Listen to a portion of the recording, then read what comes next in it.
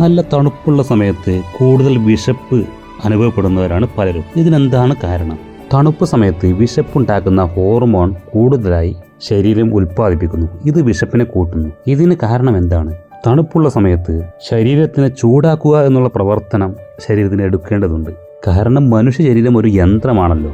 ഈ യന്ത്രത്തിനെ ചൂടാക്കി തന്നെ നിർത്തണം. അപ്പോൾ ചുറ്റുപാടുമുള്ള തണുപ്പ് കൂടി വരുന്നതിനനുസരിച്ച് ശരീരം അതിൻ്റെ ജോലിയെടുക്കുന്നു, ശരീരത്തെ ചൂടാക്കിക്കൊണ്ടിരിക്കുന്നു. അതല്ലെങ്കിൽ ശരീരത്തെ അവയവങ്ങളെല്ലാം ശരീരത്തിന് വേണ്ട രീതിയിൽ ചൂടാക്കി നിലനിർത്തുവാൻ വേണ്ടിയുള്ള പരിശ്രമം നടത്തുകയാണ്. ഇങ്ങനെ നടത്തുമ്പോൾ ശരീരത്തിൽ തീർച്ചയായിട്ടും വിശപ്പ് അനുഭവപ്പെടുന്നു. ഈ വിശപ്പിൻ്റെ സമയത്ത് ശരീരത്തിന് വേണ്ടത് ഷുഗർ, കാർബ് ഇത്തരം കാര്യങ്ങളല്ല, മറിച്ച് ശരീരത്തിന് വേണ്ടത് പ്രോട്ടീൻ റിച്ച് ഫുഡാണ്.